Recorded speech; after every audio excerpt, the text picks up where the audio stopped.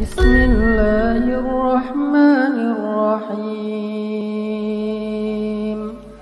Pernah ngerasa ngelawan ego? Sering ya? Pernah left group?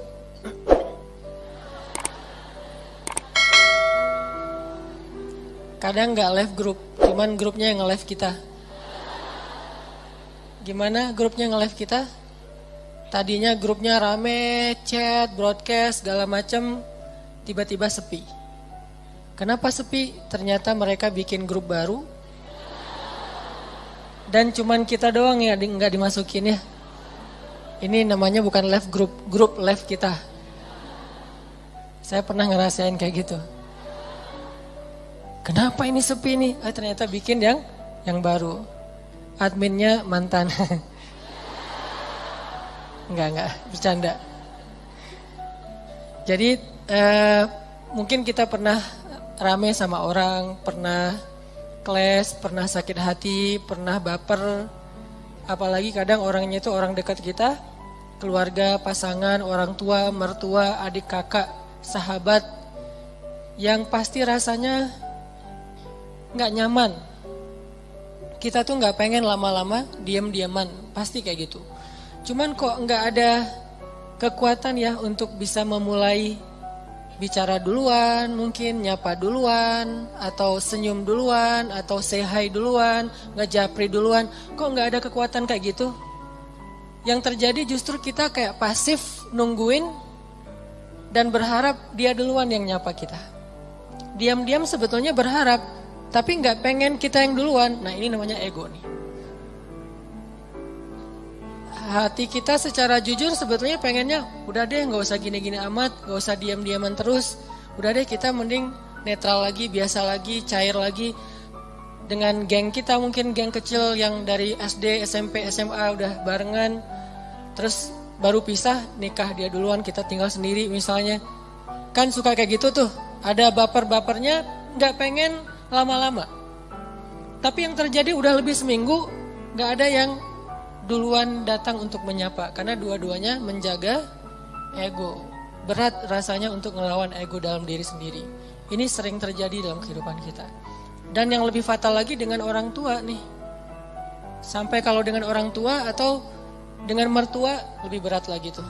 Kadang dengan pasangan aja bisa kayak gitu. Kita berharap udahlah cair lagi, ngobrol lagi kayak kemarin. Tapi ada rasa berat pengen yang duluan.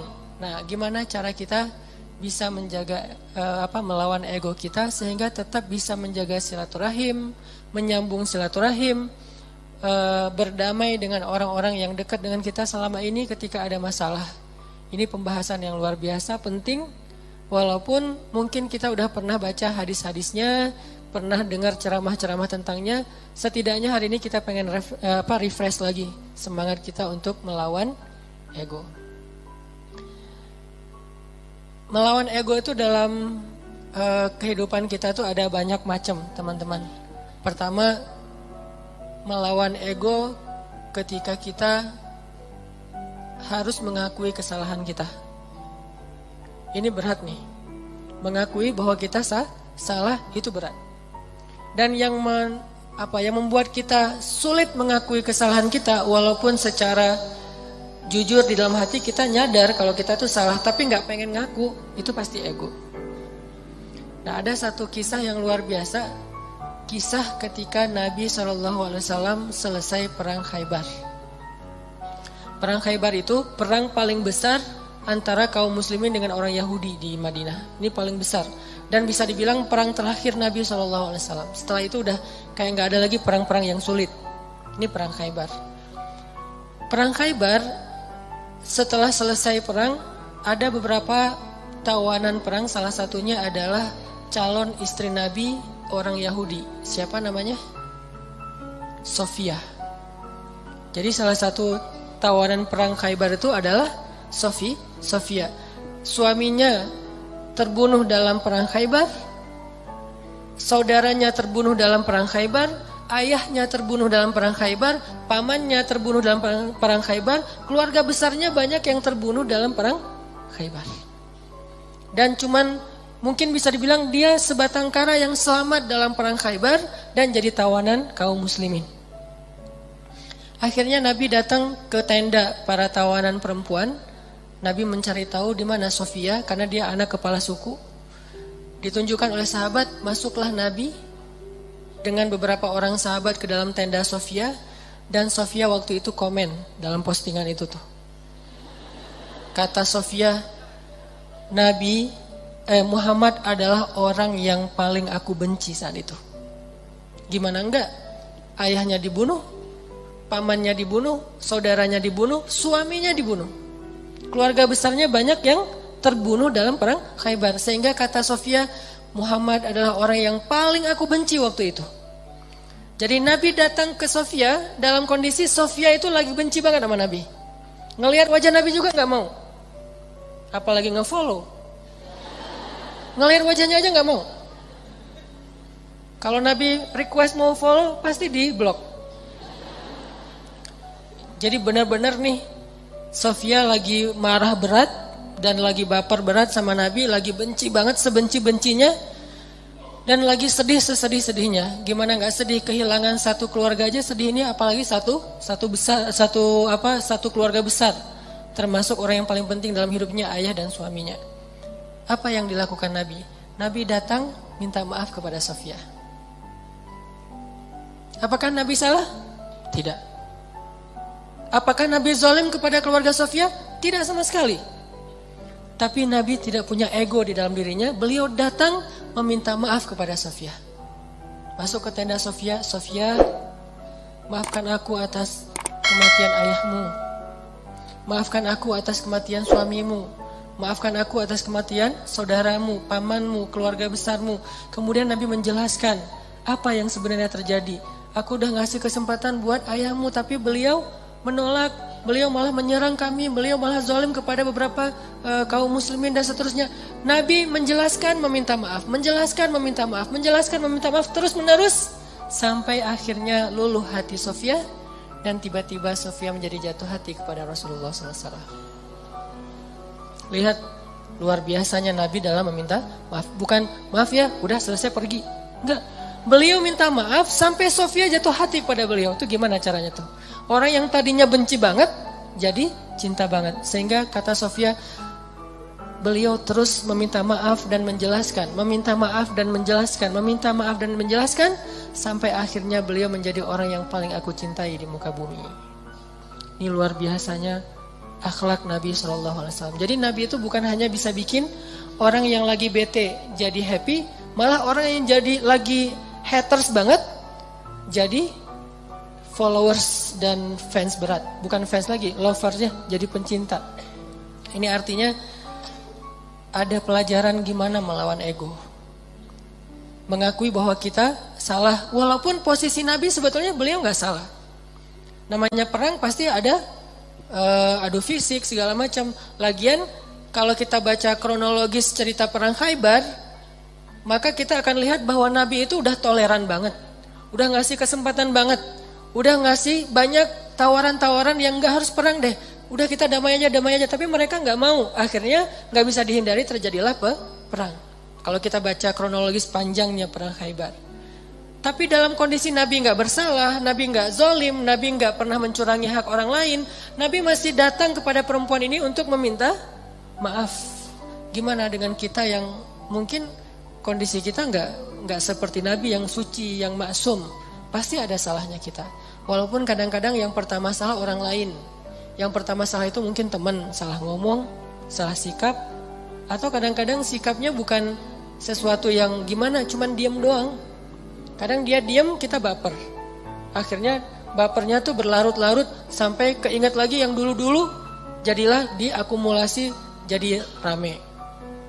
Emang sih dia dari dulu tuh kayak gitu, dibawa yang dulu-dulu. Padahal katanya dulu udah dimaafin. Tapi masih dibawa lagi. Nah ini artinya kalau Nabi aja yang gak bersalah datang meminta maaf duluan. Dan meminta maafnya tuh gak sekali, berjam-jam loh. Kalau kata periwayat cerita itu berjam-jam Nabi minta maaf. Sampai membuat Sofia perlahan-lahan yang tadinya gak mau ngelihat, mulai ngelihat. Yang tadinya gak mau senyum, mulai matanya agak sedikit gak mau melotot lagi gitu. Terus lama-lama Sofia mulai antusias, lama-lama Sofia tersenyum dan kemudian Sofia Malah luluh hatinya, bahkan jatuh hati kepada Nabi.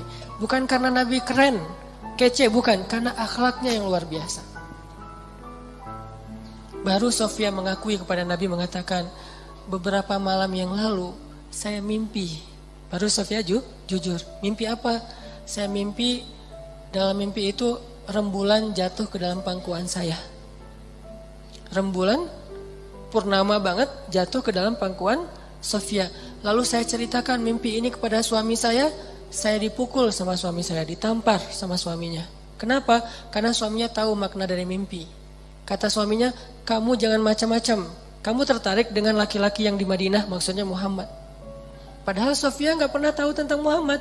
Tapi Allah ilhamkan lewat mimpi bahwa kelak Sofia itu akan menjadi salah satu yang mendampingi hidup Nabi Muhammad SAW. Baru Sofia ngomong, kalau saya mimpi rembulan jatuh ke dalam pangkuan saya, tapi saya masih nggak percaya, mana mungkin pembunuh suami saya yang akan jadi suami saya. Pembunuh ayah saya bakalan mendampingi hidup saya.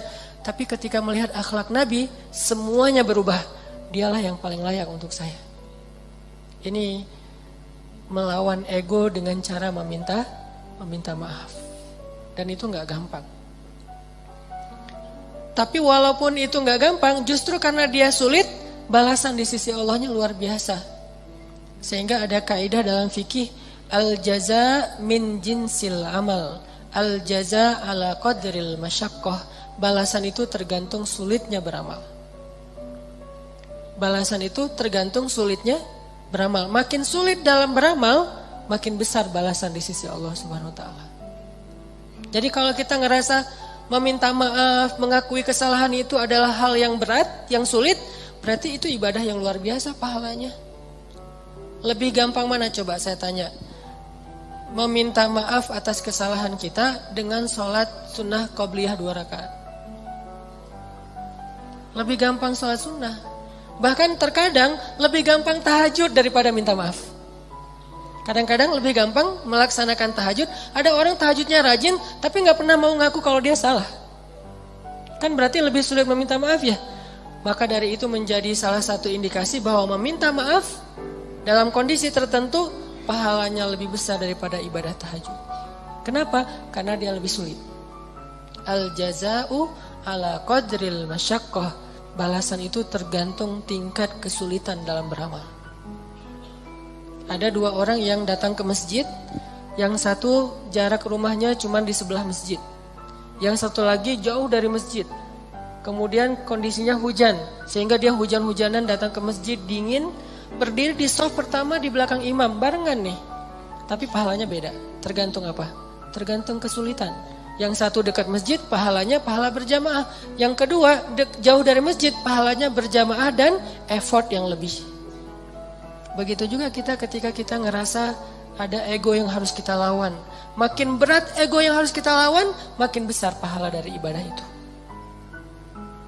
Ini namanya meminta maaf, nggak gampang.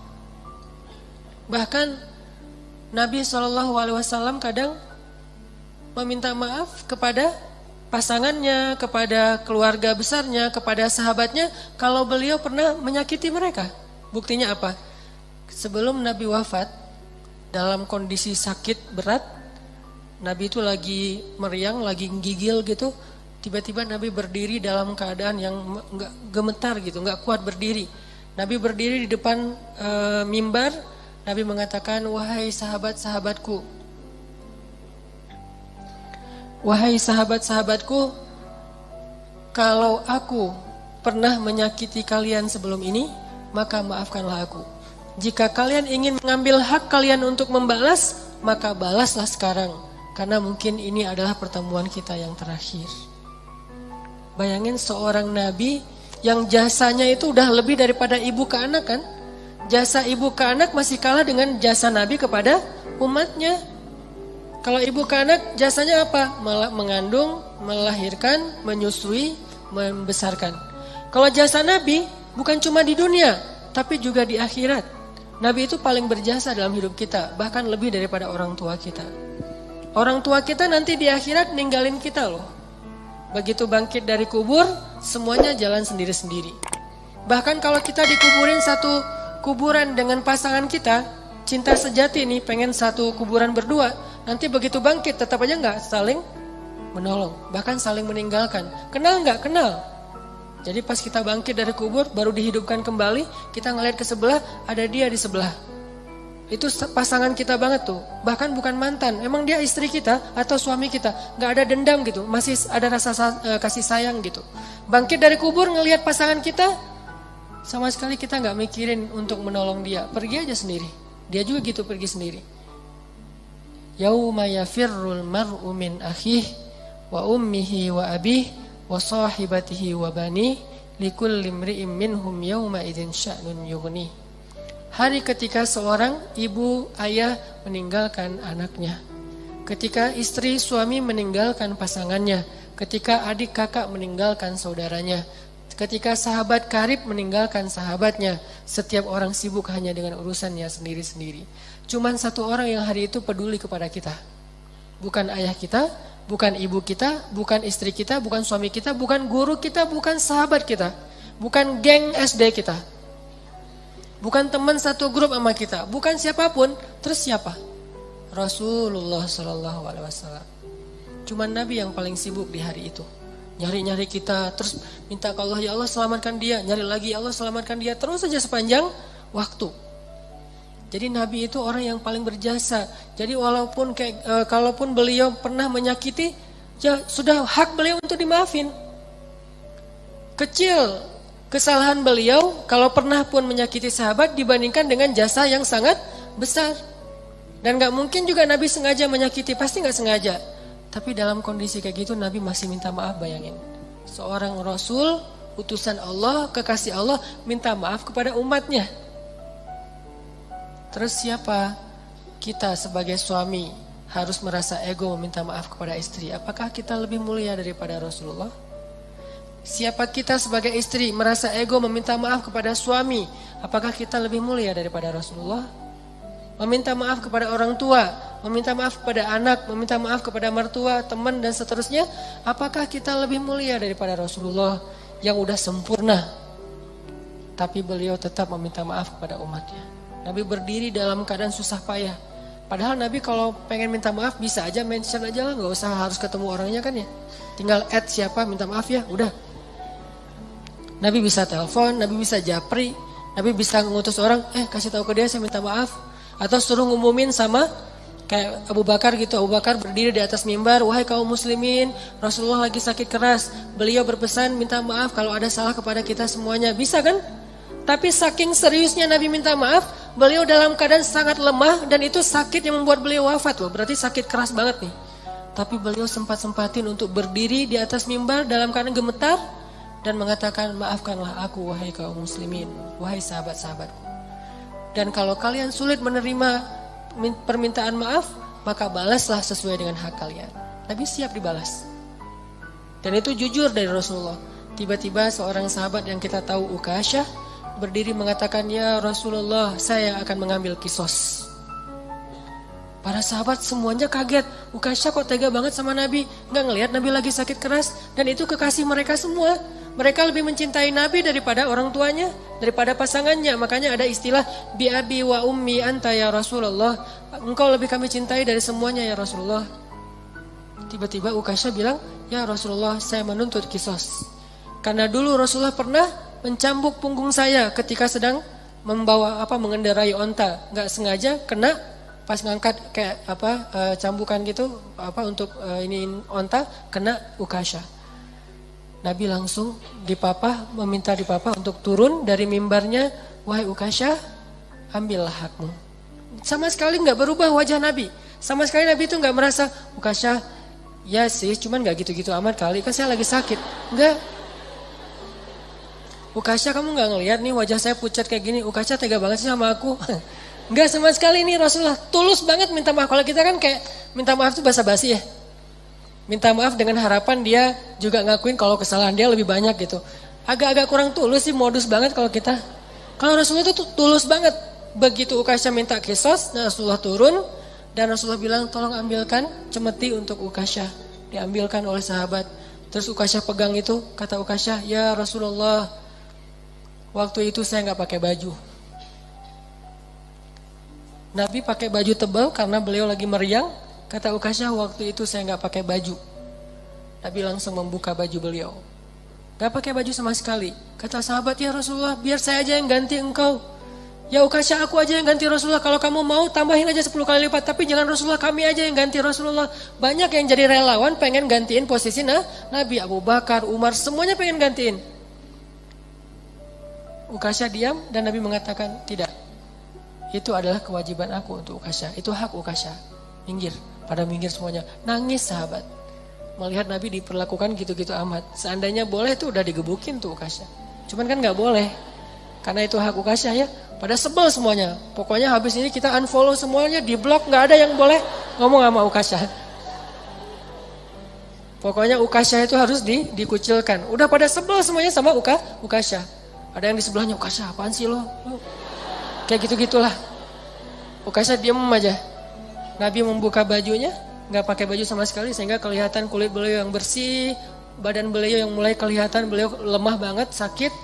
Lalu Ukasyah mendekat, Nabi bersiap dan Nabi udah pasrah. Kenapa? Karena Nabi tidak mau zalim kepada siapapun. Langsung dibuang tuh sama Ukasyah semestinya, langsung dipeluk oleh Ukasyah, dicium punggungnya Nabi oleh Ukasyah. Nabi kaget, Ukasyah ada apa? Ukasyah ada apa? Sahabat juga kaget, apa-apaan sih ini? Makin kaget gitu. Jangan-jangan kalau zaman sekarang mah ya. Oh ternyata. Ukasyah melukin Nabi erat banget dipeluk. Terus kata Ukasyah, ya Rasulullah, masalah itu jauh-jauh hari udah saya lupakan. Saya itu mah nggak penting. Kalau Nabi mau cambukin aja lagi saya 1000 kali nggak masalah buat saya. Saya hanya pengen kali ini karena Nabi bilang pertemuan terakhir, maka untuk terakhir kalinya saya pengen menyentuh kulit Nabi Muhammad SAW. Tapi nggak usah gitu-gitu amat juga ya kali ya kalau bahasa kita mah. Ini agak-agak unik nih caranya nih. Cuman Allah alam ya kondisi waktu itu, jangan menjudge sejarah. Yang jelas Ukasyah meluk, terus Nabi mengatakan kulit yang bersentuhan dengan kulitku maka Allah haramkan dari api neraka. Yang lain pada heboh, oh yaudah ikutan, heboh gitu. Sambil meluk, sambil selfie, ada yang pengen update status gitu kalau zaman sekarang. Kan nggak lupa ya kemana-mana bawa handphone, sadar kamera banget. Lihat gimana Rasulullah SAW itu serius minta maaf. Padahal salah apa sih Nabi kepada umatnya? Kalaupun ada juga nggak sengaja, lagian jasa beliau jauh lebih besar, tapi masih mau minta maaf. Dan minta maafnya itu bukan nunggu sembuh, bukan nunggu sehat.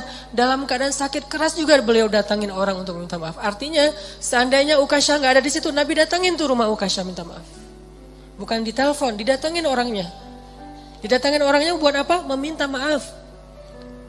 Apa yang membuat Nabi begitu luar biasa bisa melawan ego beliau? Iman. Obat ego itu adalah iman. Karena beliau yakin semua yang terjadi di dunia ini nanti akan dipertanggungjawabkan nanti di akhirat. Dan di atas pertanggungjawaban itu ada satu hal lagi. Karena meminta maaf itu adalah salah satu ciri hamba yang dicintai Allah Subhanahu wa taala. Allah tuh cinta banget sama hamba yang senang meminta maaf, baik kepada Allah ataupun kepada manusia. Allah senang banget. Makanya ada istilah li'ajlika rabbi. Apa arti li'ajlika rabbi? Jadikan semua yang kita lakukan itu ini untukmu ya Allah. Kalau karena Allah agak-agak mainstream ya, bahasanya agak kurang berasa. Untukmu ya Allah. Jadi kita meminta maaf, kenapa saya harus melawan ego saya minta maaf? Ini untukmu ya Allah, saya meminta maaf. Ini untukmu ya Allah, saya memaafkan. Ini untukmu ya Allah, saya menahan amarah. Ini untukmu ya Allah, ini untukmu. Semua yang kita lakuin dalam kebaikan-kebaikan di dunia tuh, coba kita niatkan, ini untukmu ya Allah. Kalau bukan karena engkau, saya nggak akan sanggup melakukan ini. Jadi bukan untuk suami, bukan untuk teman, bukan untuk orang tua, mertua, bukan untuk orang lain, tapi untuk Allah. Coba niatkan itu. Insya Allah akan lebih ringan. Kadang-kadang yang buat kita ego dan ngerasa berat itu kan ngerasa bahwa ini untuk orang itu ya. Udah dia jahat ke saya terus saya maafin, enak banget. Kalau untuk dia kita ngerasa agak-agak kayak rugi gitu. Tapi kalau untuk Allah, ini untukmu ya Allah. Saya melakukan hal yang berat kayak gini. Niatkan untuk Allah bukan untuk orangnya. Maka insya Allah Allah akan melapangkan dada kita. Minta maaf.